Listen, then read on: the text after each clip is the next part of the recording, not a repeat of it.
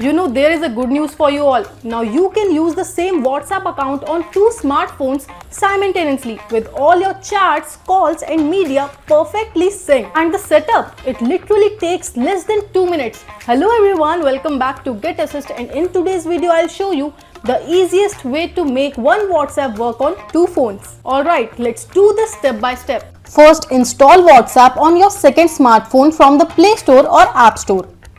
Now open it. This is where most people make a mistake. Do not type your phone number here. Instead, type the three dots in the top right corner. Now select Link as Companion Device. Now you will see a QR code on your second phone. Leave the screen open. Now grab your primary phone, the one already using WhatsApp. Now tap on your profile.